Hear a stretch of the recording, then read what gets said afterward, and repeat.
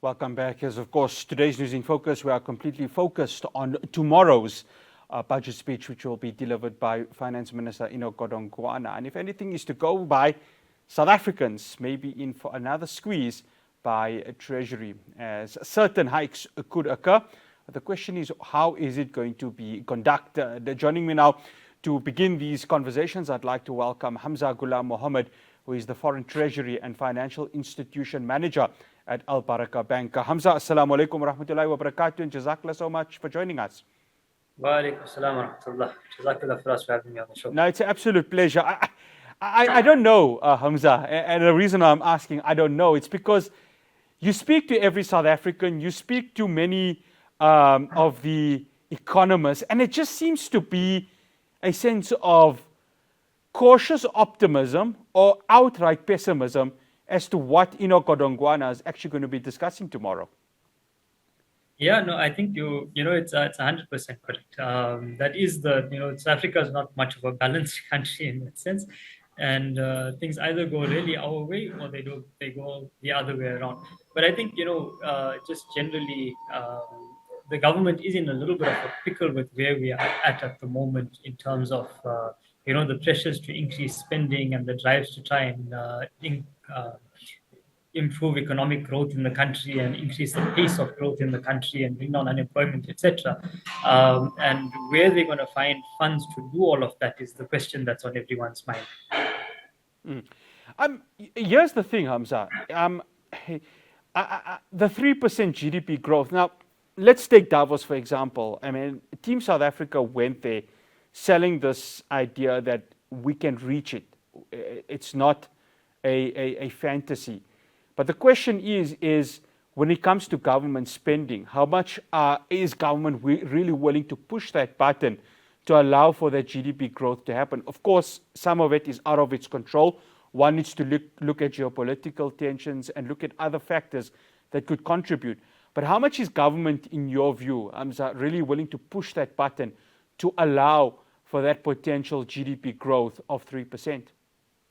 So, I think the question is not how much they're willing to do it, but again, how they're going to actually find the funds for it. South Africa has found itself over the years increasingly coming under pressure in the sense that our tax base is shrinking, but the need to spend is increasing. And where that money is going and is being deployed is now the question. So I think government's got the willpower, the mandate to spend from the people. The question now is, can they allocate those funds correctly into the right places to drive that GDP growth that we need, while also very carefully managing our debt to GDP ratios, because it's a significant portion of our budget every year goes towards repaying interest payments for all of the funding that it takes. And with the current decreasing rate cycle that we're experiencing globally as well as locally, that should soften the blow a little bit. But this is a long-term goal that the government is working on. So they do have appetite to spend, but they're going to be controlling those purse strings very tightly.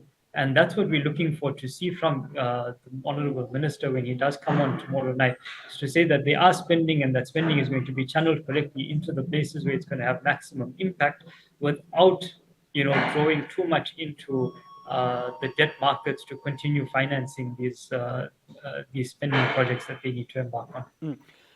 A lot of the discussion is going to be about employment and how does Treasury, and of course it's not them alone. Obviously, you're going to have portfolios like trade and industry and of course labor that's going to have quite a keen interest on this. Now, before obviously we started this conversation, we saw that the unemployment numbers have, of course, a decrease, which is a good sign. It's not significant, but it's good.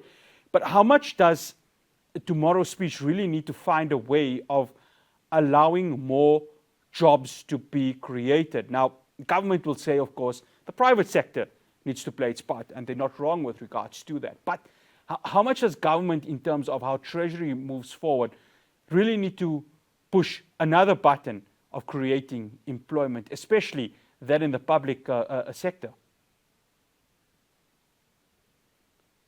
Is the key to unlocking additional growth. you increase your employment levels, you get more people into your tax base to support the fiscus and to effectively generate additional income for government. And that means that you're not spending as much money when you borrowing as much money as you need to when you've got to go out and implement new infrastructure projects and start building hospitals and delivering on education, etc.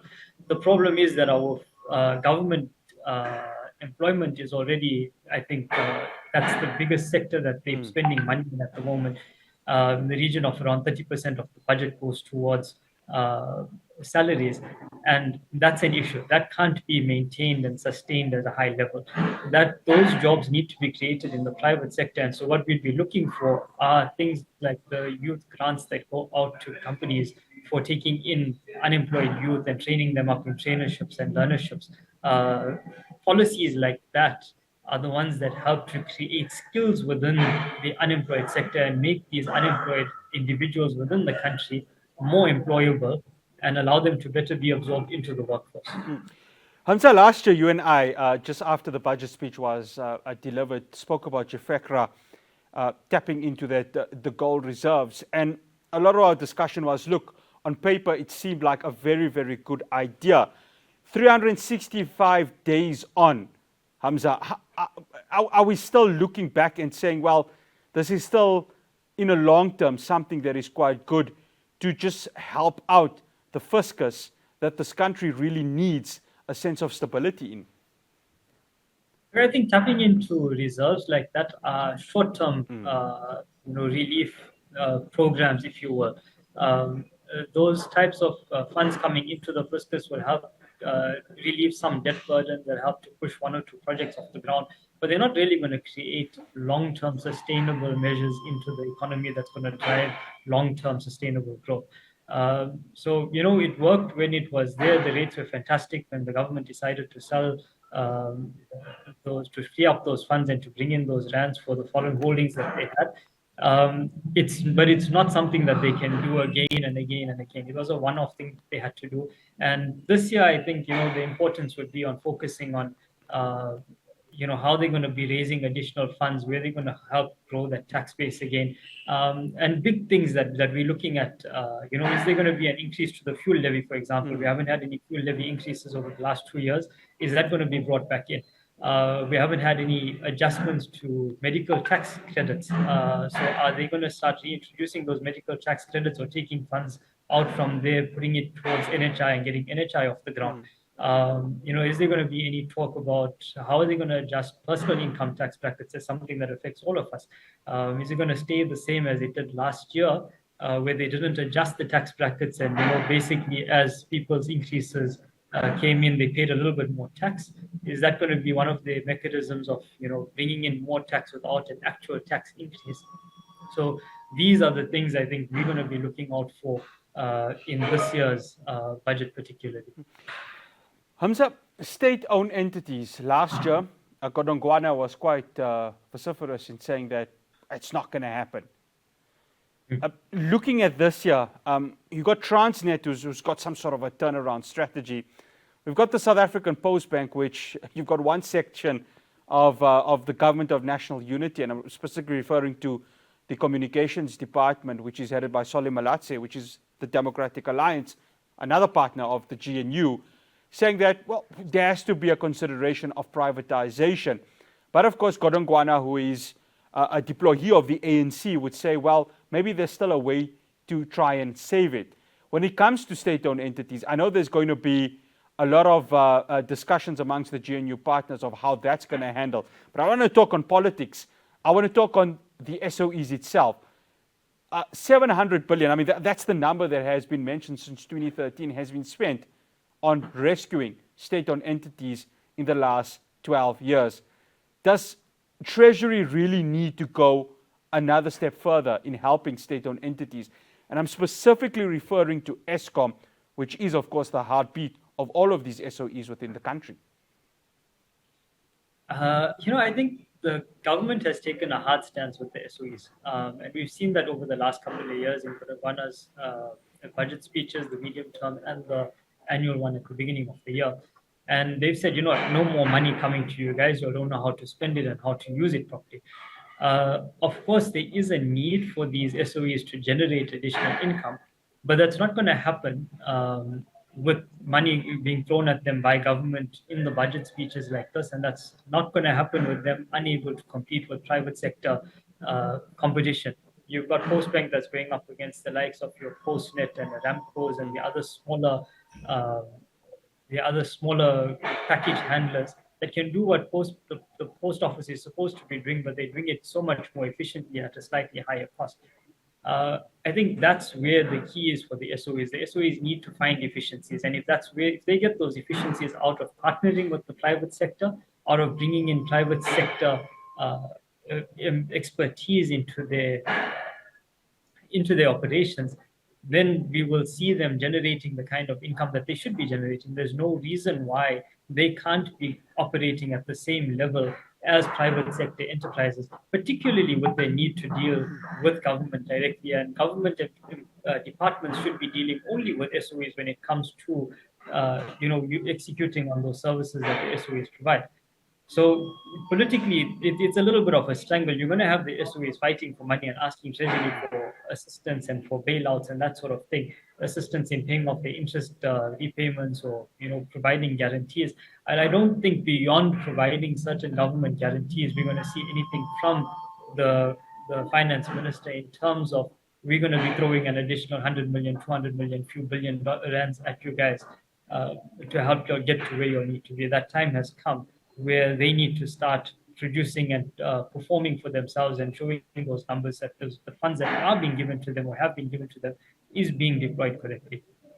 Hamza, we've got 1.5 minutes. What is it that Hamza Goolam-Mahomed wants to hear from Minister Enoch Godongwana tomorrow? What is the one thing that you would want to hear that can set the path for South Africa's finances for the year 2025? I want to hear about fiscal discipline. I want to hear how the government is going to contain the exploding cost base that they've got at the moment, and not in a way that's going to be, putting additional burden on already burdened taxpayers.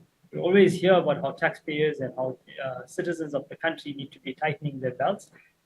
We need to hear something different. We want to be able, in an economy where individuals and where the citizen base is free to spend, and what is government going to do to try and make lives for the average South African easier? How are they going to drive corporate policies and bring in big business into South Africa, drive investment into South Africa by loosening the business rules that we have, making it easier for companies to do business in our country and drive that employment that we need to really see our economy grow. We have so much of potential in this country, whether it's in tourism or the minerals in the ground, or the expertise that we have within all of the financial services houses that we have that sit here in this country, professional services. It's just a matter of us being able to unlock all of this potential and really let this country run the distance that it should be going. Hamza, Jazakallah so much for joining us. Much appreciated. Assalamu alaikum wa rahmatullahi wa barakatuh. Wa alaikum salam wa rahmatullah. That's Hamza Goolam-Mahomed, who is the Foreign Treasury and Financial Institution Manager at AlBaraka Bank. After the break, we're going to be discussing tax. What taxes are going to be raised? Yasmin Suleiman from Bowman's will be having this discussion with me. Do stay tuned.